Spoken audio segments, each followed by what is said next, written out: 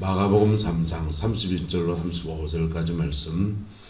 그때 예수의 어머니와 동생들이 와서 밖에 서서 사람을 보내어 예수를 부르니 무리가 예수를 둘러앉았다가 여짜오되 보소서 당신의 어머니와 동생들과 누이들이 밖에서 찾나이다. 대답하시되 누가 내 어머니며 동생들이냐 하시고 둘러앉은 자들을 보시며 이르시되 내 어머니와 동생들을 보라. 누구든지 하나님의 뜻대로 행하는 자가 내 형제요 자매요 어머니이니라. 아멘. 이 말씀의 축복과 은혜가 우리 교회와 여러분의 가정 안에 온전히 이루어지게 되기를 예수님의 이름으로 축복합니다. 예수님께도 남다른 아픔들이 이렇게 많이 있습니다. 많이 있는데 인생을 살아가면서 누구나 다 가슴 앓이는 한두 가지가 있지 않습니까? 그 중에 하나는 예수님의 가족들이 예수님을 지지해 주지 않는다는 것입니다. 예수님이 하시는 일은 너무나 선하고 너무나 귀한 일인데 그걸 왜 꼭 네가 해야 되느냐 이랬지요.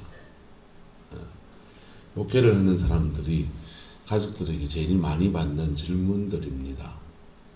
목회하는 거, 영혼을 섬기는 거는 너무 귀한 일이 아니냐. 근데 왜 꼭 네가 해야 되느냐. 누군가는 해야 됩니까? 안 해야 됩니까? 누군가는 해야 되지요. 누군가 해야 되는데 또 하나의 딜레마는 목회하는 사람이 내가 지금 제대로 하고 있는가 라고 하는 스스로의 질문입니다. 청년 때 하나님 앞에 인생을 드리기로 하고 이렇게 이 길을 이렇게 걷는데요. 매년 사실은 가을이 되면 마음이 씁쓸했어요. 왜 씁쓸했냐면 남자들은 가을 타잖아요. 왜 가을 타냐 하면 남자들은 업적 중심의 삶이 있거든요. 내가 지금 제대로 가고 있나 라고 하는 스스로의 질문들 속에 이제 갇혀가지고 씁쓸한 시간들을 매년 가을마다 그렇게 보내곤 했습니다. 자기 안에서의 그 질문이죠. 나는 나의 죄성을 이기고 사역이라고 하는 사명 안에서 제대로 가고 있는가. 이 질문 앞에 씁쓸해지는 열매가 잘 안 보이고 자꾸만 광야만 걷는 것 같으니까 간증은 많아요. 제가요. 하나님이 하신 간증은 많아요. 근데 그 많은 간증 안에서 내가 정말 가나안의 열매를 맺고 있는가 스스로의 질문 앞에서 자꾸 씁쓸해지는 거예요. 매년 가을마다 그랬습니다. 최근 몇 년은 좀 그렇지 못했어요. 최근 몇 년은 그래도 우리 성도님들이 이렇게 세워져 가는 거 보면서 마음이 흐뭇해져 가지고 좀 그랬었는데요. 근데 바깥에서 받는 질문이 뭐냐 하면 다른 사람은 그 질문 안 하죠. 가족들이 자꾸 그러는 겁니다. 너는 그거 그렇게 뭐 재정적으로 넉넉한 것도 아니고 공부는 할 만큼 해놓고서는 안 어쩌 키우려고 하고 뭐나 하고 뭐 바깥에 환경적으로 필요한 재정이나 이런 거 얘기하면서 너 지금 꼭 그거 네가 해야 되겠냐 이런 질문이지요. 여러분 가족으로부터 지지받지 못하는 사역자들 참 이게 한국교회의 어리석은 현실입니다. 저 같은 특히 불신가족 출신들은 계속 그 질문을 이렇게 받게 돼요. 제 제자 중에 한 명이 우즈베키스탄에 선교사로 가 있습니다. 박진미라고. 근데 걔가 한국에 원래 있을 때는 애들 가회를 했더랬어요. 국문과를 나왔는데 호주에 가서 한 2년, 3년 살았습니다. 그래서 영어도 잘해요. 영어 가회도 하고 국어 이런 것도 하고 수학도 잘해요. 영수국을 다 해요. 그래서 한 달에 그 청년 때 가해로만 얼마를 버느냐 한 달에 500에서 600만 원을 벌었어요. 한 달에서 500에서 600만 원을 벌다가 저를 만났습니다. 저 만나서 걔한테 1년 동안 성령의 기름 부음들을 계속 해줬어요. 기름 부음들을 계속 해줬더니 저는 이제 구름포로 내려오고 걔는 대구에 남아서 믿음 생활하는데 인터컵에 훈련을 받더라고요. 그러더니 대구에 간사, 인터컵 간사를 해요. 간사를 하는데 모든 생업을 내려놓고 가해를 다 내려놓고 간사하는데 한 달에 얼마를 받느냐? 20만 원을 받는 겁니다. 20만 원. 한 달에 60만 원, 50만 원, 60만 원 11조 하던 애가 한 달에 20만 원 받아서 2만 원 11조 하는 아이가 되었습니다. 그리고 20만 원 받고 그렇게 하다가 본부에 간사하다가 지금 이제 우즈베키스탄에 가서 선교사로 있습니다. 선교사로 있는데 한 달에 선교 후원금을 얼마를 받느냐? 뭐 지역에 따라 좀 다르지만은 60만 원에서 80만 원 인도국 선교사들이 그렇게 한 달 현지에서 생활하는 비용을 그렇게 받아요. 그 안에 심지어는 사역비, 영혼들을 섬기는 데 드는 사역비까지 다 포함되어 있어요. 그래서 전 세계에 나가 있는 선교사들 중에서 가장 열악한 환경에서 사역하는, 재정이 열악한 데서 사역하는 그런 선교사가 인터급 선교사예요. 저 만나서 인생을 베린 겁니까? 풀린 겁니까? 관점에 따라서 달라지죠. 5만 원 받다가 그래 60만 원 받다 하면 그건 안 되는 이 관점에 따라서 이게 달라지는 겁니다. 그 일에 가치를 두고서, 그리고도 뭐 주로 이란 갔다가 우즈벡 갔다가 이러니까 추방당하기를 밥 먹듯이 합니다. 이슬람 지역에서 기독교 선교사로 있으니까 막 추방당하기를 밥 먹듯이 해요. 추방당했다가 또 이래 들어갔다가 니 좀 취직가라. 네, 그런 얘기 계속해서 만나면 그래 얘기합니다. 마치 그의 아버지처럼, 또 모교회로는 또 진짜 친오빠처럼 그래 지냈던 사이니까 오빠야처럼 그래 얘기합니다. 때로는 내가 예수님의 가족들 역할을 그런 사람들에게, 너무 가까운 사람들에겐 하곤 해요. 너 그 개척하지 마라. 너 그 선교사 가지 마라. 선교지 가서 잘할 자신 있나? 뭐 이런 얘기도 하고 현실적인 얘기들을 그렇게 쭉 해줍니다. 그리고도 이제 가겠다 그러면은 그거는 진짜 하나님의 뜻이고 너의 부르심이 한번 가봐라. 가보고 헤쳐나갈 만큼 헤쳐나가 봐라. 뭐 그렇게 얘기하고요. 여러분, 예수님의 아픔이 중에 하나가 뭐냐 하면 가족들의 지지를 받지 못했다는 것입니다. 그도 그럴 것이 아버지가 일찍 돌아가시고 남은 가족들을 예수님께서 목공일을 하면서 부양하시다가 어느 날 갑자기 세례요한에게 세례를 받으시고는 하나님의 부르심을 입었다 하면서 메시아, 공적인 메시아의 사역으로 들어갔습니다. 금식기도 하고, 그리고 성령의 나타남이 있을 때 초반에 그의 어머니가 마을의 잔치자리에 데리고 가서 함께 잔치에 갔습니다. 그날따라 잔치에 손님이 많아지고 예수님이 데리고 들어온 객식구까지 들어붙고 나니까 손님이 너무 많아져 가지고는 그 잔치집에 포도주가 떨어지면 안 되는데 포도주가 다 떨어진 겁니다. 마리아가 미안하기도 하고 민망하기도 하고 아는 친척이기도 하고, 그래서 예수님 보고 말합니다. 네가 뭐라도 좀 해줘봐라. 그래서 예수님이 그 잔치집에서 기적을 베풀어요. 종들에게 불러서 물을, 이 유대인들은 그 잔치집 입구에다가 부잣집은 돌 항아리로 물 항아리를 두거든요. 왜 그걸 두냐 하면 샌들을 신고 더운 나라라서 샌들을 신고 다닙니다. 그래서 발가락이 신발 바깥으로 드러나 있는 신발을 신고 다닙니다. 그러다가 밖에서 들어오면, 외출해서 들어오면 온 먼지가 발에 다 묻어 있으니까 발을 씻고 들어가는 거예요. 그 돌 항아리 뜨는 그 물에서 물 한 바가지 떠서 발을 씻고는, 그리고 집에 들어가서 잠을 자고 또 잔치를 하고 그러는 겁니다. 돌 항아리 6개가 있었단 말은 이 집 굉장한 부자라는 것이지요. 그리고 6 항아리 아구까지 물을 채워 놓아라. 그 항아리, 그 손님들 발 씻고 하느라고 이제 물 항아리가 다 떨어지고는 이제 그런 상황인데 6 항아리에다가 아구까지 물을 채워라. 종들에게 말합니다. 그랬더니 그 종들이 아구까지 물을 다 채워요. 그리고는 연회장에 떠다 주어라. 떠다 주기 시작했습니다. 이상한 일이 벌어졌습니다. 물이 변하여서 포도주가 되었습니다. 할렐루야. 그래서 모든 사람들의 기쁨을 누렸습니다. 예수님이 그의 어머니를 위해서 공생의 가운데서 섬겨준 최초의 사건이고 마지막 사건이었습니다.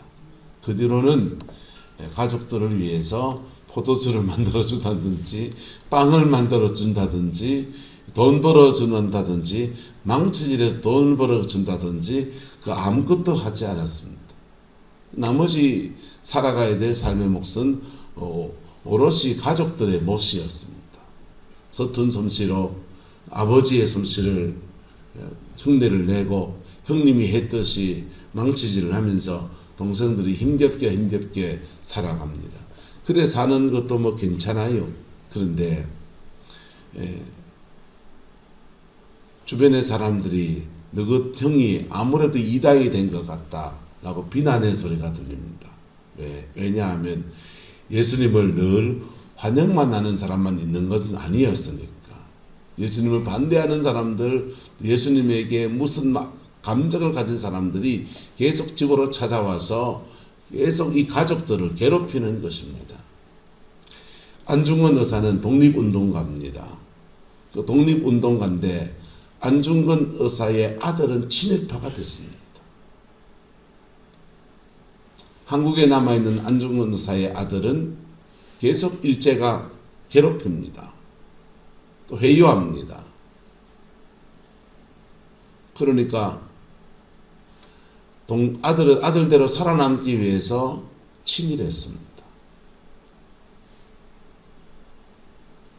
한쪽은 친일파고 한쪽은 독립운동가인, 아버지는 독립운동가고 아들은 친일파인 그 아픔이 안중근 의사의 가정의 내면 안에 있는 모습이지요.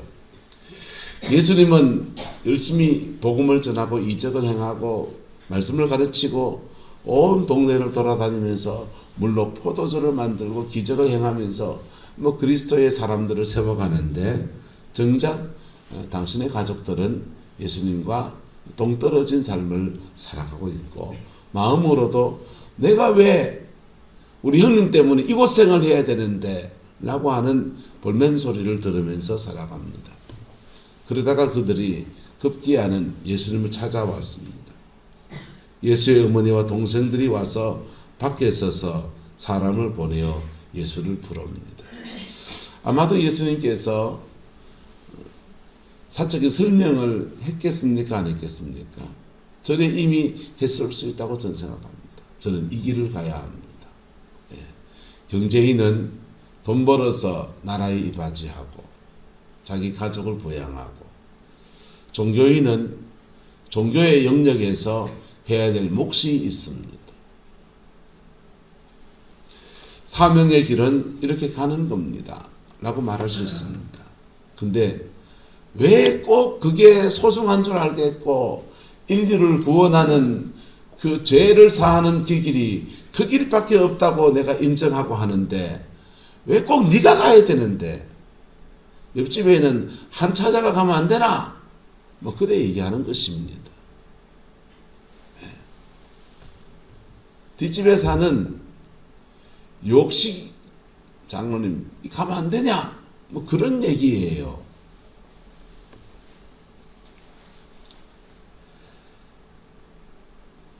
그때 예수님께서 무리가 둘러앉은 것을 보시며 당신의 어머니와 동생들과 너희들이 밖에서 찾나이다. 그렇게 대답을 할 때 누가 내 어머니고 동생들이냐?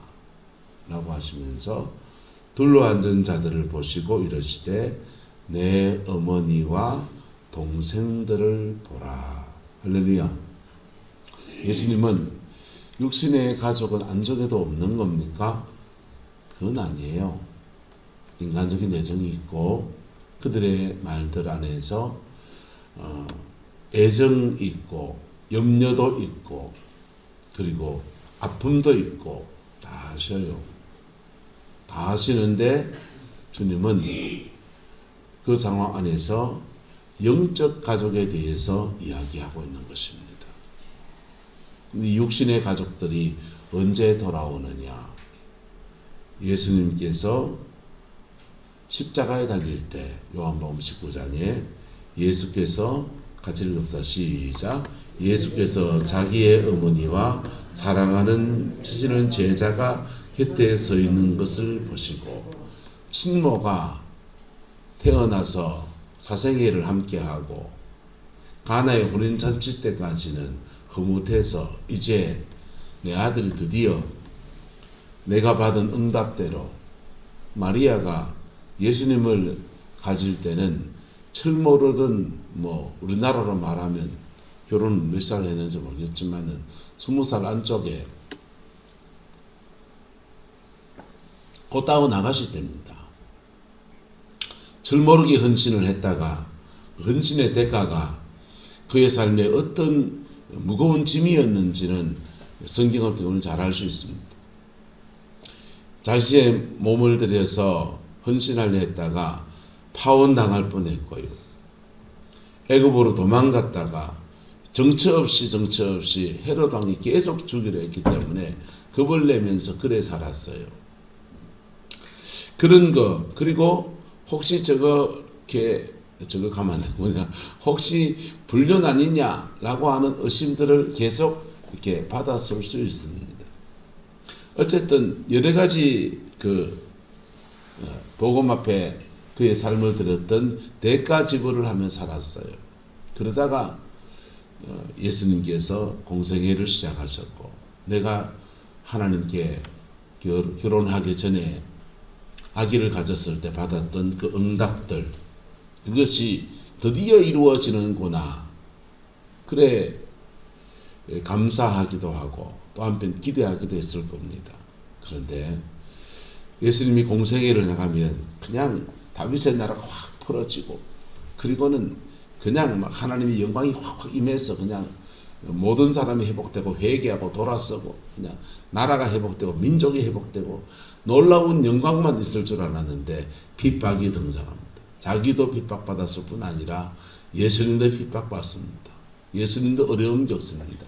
그것도 갈릴리 지방을 중심으로 예수님 사역을 하셨으니까 예수님 나서 자라난 곳 자기 동네에서 사역을 하니까 바로 옆에 있는 마리아한테 사람들을 달달 뻗고 막 이런저런 인간적인 괴로움들을 너무나 많이 지냈습니다.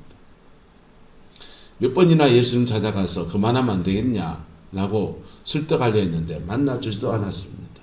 근데 십자가상에서 자기 아들이 9시간 동안 못이 박혀서 메어 달려서 피를 철철 흘리면서 가시관을 쓰고 수치와 조롱을 받으면서 9시간 동안 달려 있습니다. 그 매달려 있는 그 자리를 한 여인이 떠나지 못합니다. 그렇게 떠나지 못하고 있는 그의 어머니를 보고서 마음 안에서 모든 것들을 이제 내려놓는 거예요. 모든 것들을 내려놓고 하나님의 뜻 앞에 마리아도 순종하며 났습니다. 왜요? 이미 받은 말씀이 있거든. 이미 아기를 가졌을 때, 예수님 가졌을 때 받은 말씀이 있거든. 칼이 너의 마음을 찌를 듯 할 것이고 아들을 먼저 보내는 칼이 너를 찌르듯 하는 그 애절한 그 마음 안에서 마리아의 모든 기대도 다 내려놔졌습니다. 할렐루야. 그때에 예수님께서 그 임계치까지 차오른 그 마리아 어머니와 사랑하는 제자를 보고 자기 어머니에게 말합니다. 같이 읽읍시다. 시작. 여자여 보소서 아들이니이다. 할렐루야. 예수님이 원하시는 진정한 가족 관계는 육신의 가족 관계를 뛰어넘는 거예요. 할렐루야. 영적인 가족으로 회복이 되어지는 아름다운 선포인 것입니다. 십자가상에서 주님은 우편의 강도를 구원하셨지만은 또 하나의 구원은 가족 구원을 이루셨습니다. 할렐루야. 여자여 보소서 아들이니이다.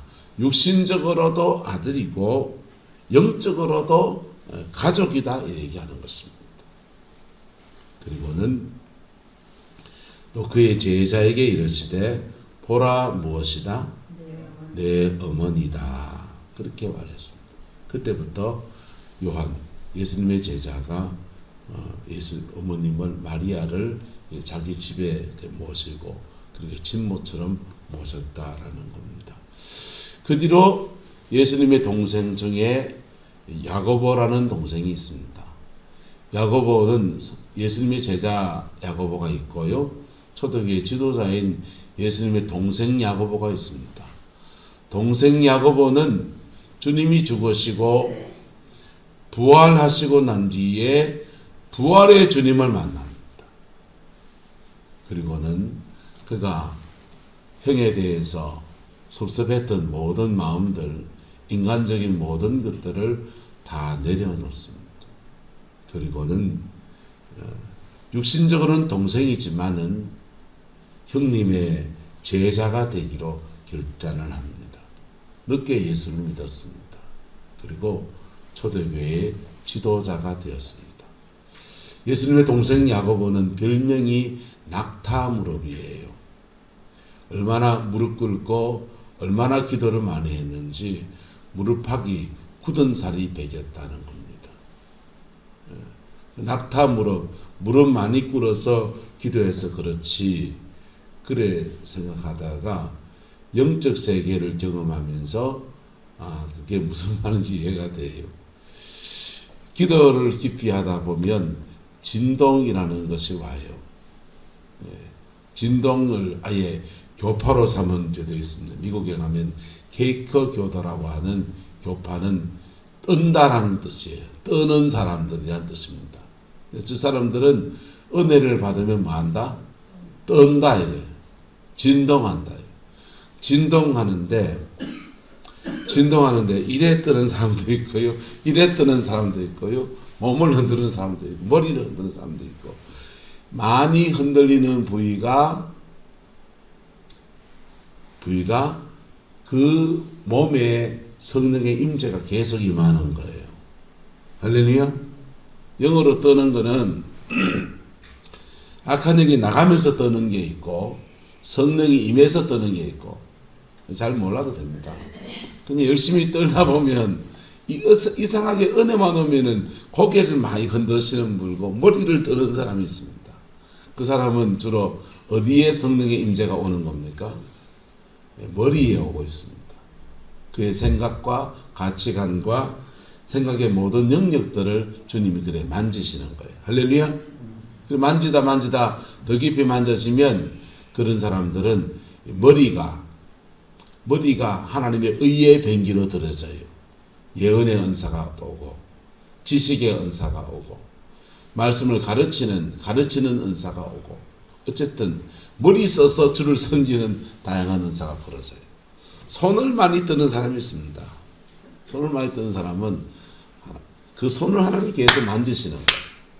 만지셔서 손으로 행한 나쁜 것을 쫓아내고 뽑아내고 정결케 하시는 그 은혜로 임하시다가 계속 만지시면 이 손에 계속 뭐가 임합니까? 하나님의 은혜가 임해요. 이 손이 하나님의 의의 뱅기로 하나님께 드려지는 거예요. 그런 사람은 다른 사람의 손을 얹으면 병자가 낫습니다. 자, 근데 이 케이크 떠는 사람들 중에서 무릎 꿇고 기도하는 공중부양을 하는 사람이 생깁니다. 방방 뜹니다. 그냥 무릎 꿇어서 여기서부터 무릎 꿇은 채로 막 무릎으로 밀고 다니면서 이 앞까지 좀 왔다가 저기로 갔다가 막 무릎 꿇어 기도하는데 보여줄까요? 어떻게 하는지. 무릎 팍 달아갑니다. 근데 성령의 임재가 취하면 막 그래. 아마 그래서 무릎에 굳은 살이 배길 정도로 그렇게 기도하지 않았을까? 별명이 낙타무릎입니다. 예수님도 예수님의 가족 구원을 십자가의 죽음과 부활의 사건 이후에 그걸 이루어내셨습니다. 할렐루야. 만약 예수님이 그 형제들을 만나서 실쟁이하고 그 말 듣고 그리고 사역의 길을 포기했다면 우리의 구원도 없습니다. 왜냐하면 예수님은 뜻보자 그분만이 할 수 있는 사역이거든요. 십자가에 제가 죽었다고 해서 여러분의 죄를 살 수 없습니다. 순교자의 반열에 들 수 있을지 모르지만은 인간의 죄를 사하시는 은혜는 죄 없으신 예수 그리스도의 그 피밖에 없는 겁니다. 목회는 저 말고 딴 사람이 해도 되지만은 십자가에 죽는 그 역할은 예수님밖에 할 수 없는 일이에요. 그래서 그분만이 해야 될 일입니다. 또는 동시에 저와 여러분들은 크게 작게 하나님 앞에 소명이라는 것을 받아 있습니다. 근데 그 소명의 길을 내가 안 가면 뭐 또 누가 가겠죠. 또 누가 가겠지. 황윤종이 안 되면 까만 사람이라 세워서 그리 하겠지요. 한때 영국의 신학교와 미국의 신학교에 이런 현상이 있었습니다. 영국과 미국 안에서 신학생이 안 나오는 거예요. 근데 제3세계 한국 같은 나라에는 은혜 받은 사람이 많아서 신학생이 많은데, 근데 미국 신학교와 영국 신학교에는 사람들이 헌금을 해둔 돈이 많은. 그래서 한국 사람이 영국에 가고 독일에 가면은 그냥 공짜로 공부를 시켜주는 거예요. 왜?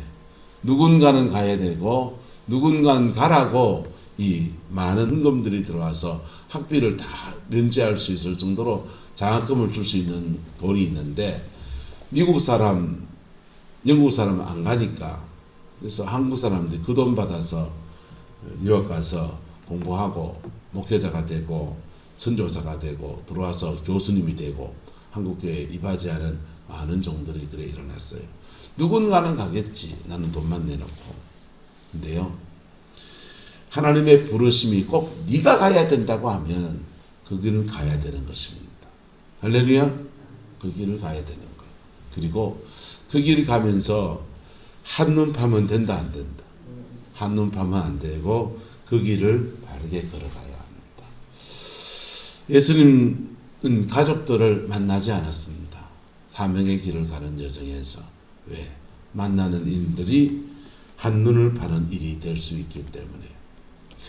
그리고는 주의 사명을 곧게 걸어가셨고, 그리고 인류 구원이 이루어지는 그 죽음의 현장에서 부활하시고 난 뒤에 영으로 그들을 만나주기도 하고, 그 죽음의 현장에서, 십자가의 현장에서 가족 구원의 아름다운 축복도 더불어 그렇게 누리게 되었습니다. 그 말은 뭐냐면, 한 따라가 기도는 끊지 않았습니다. 그 말은 무슨 말이냐 하면, 예수님이 가족들의 염려와 그런 것 때문에 마음이 흐트러지지 아니하려고 계속 그 길을 쭉 가지만은 계속해서 포기하지 않고 하나님 앞에 계속 지고 간 게 있습니다. 가족을 위한 기도입니다. 할렐루야. 가족 구원을 위한 기도입니다. 그 기도가 쌓여 있으니까 동생 야고보는 기도의 종이 돼서 낙타 무릎이 되는 거예요. 여러분, 기도도 쌓입니다.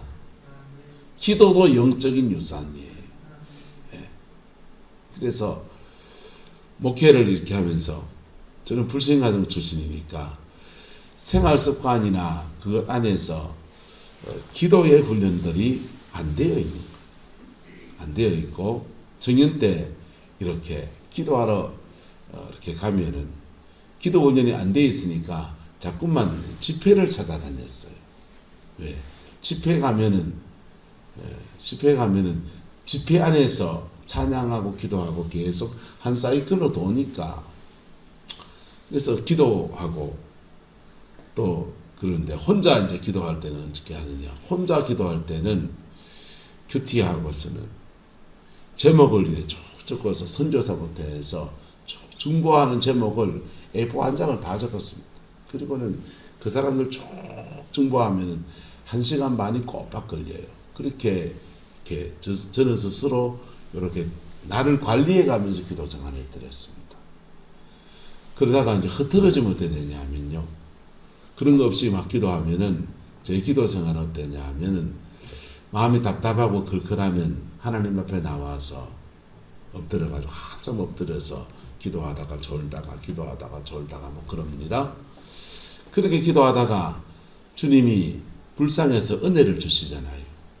은혜를 주시면 그 은혜가 오면은 이제 됐다 하는 마음속에 은혜를 안에서 더 깊이 들어가야 되거든. 사실은 임재 안에서 임재 안에 더 깊이 들어가야 되는데 은혜가 오면은 아이고 이제 됐네 깔딱여기 했다 이거지.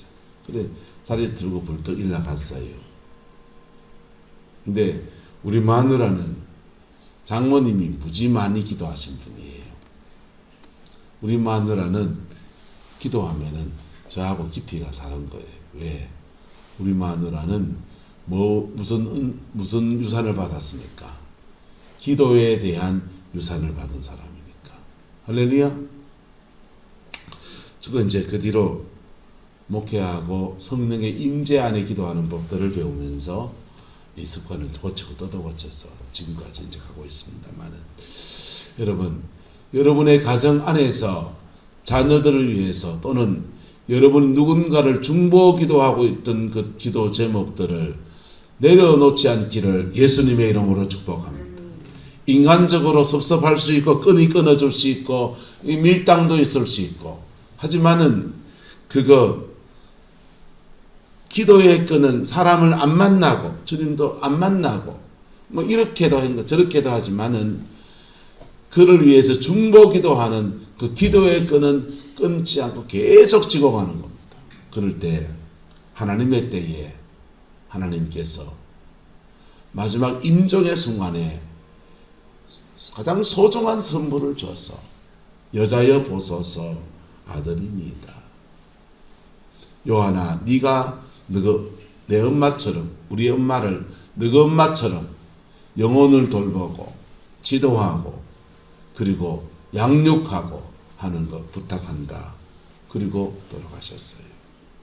그리고 그의 동생 야고보가 주님 십자가에 죽으시고 부활하고 난 뒤에 그 믿음의 공동체에 낙타 무릎이 돼서 기도의 종이 돼서 예수님 대신 그 공동체를 영적으로 인도하는 하나님의 종으로 베드로와 함께 야고보가 사도행전에 등장한 그 야고보는 예수님 제자 야고보가 아니에요. 베드로와 예수님의 친동생 야고보가 쌍두마차가 돼서 하나님의 교회를 섬기고 돌보고 이끌어가는 종의 길을 그렇게 걸어갔던 겁니다.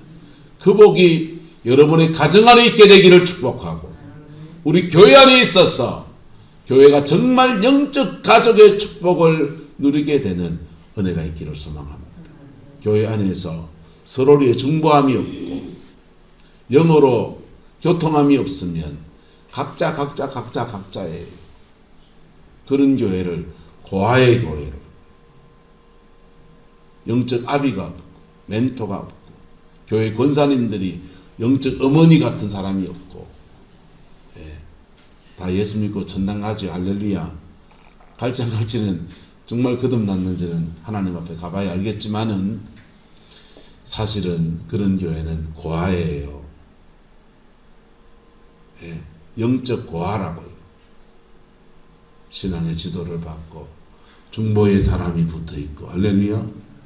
믿음으로 내 자녀 삼아서 니는 내 아들 삼아서 기도하고 내 자녀 삼아서 내 딸 삼아서 기도하고 무속인들은 자신의 영적 자녀를 애동제자라 합니다. 애동제자 제자. 그 사람들은 무속인들끼리 자기들끼리 신내림을 해주고 하는 사람들, 그런 사람들이 애동제자를 두는 거예요.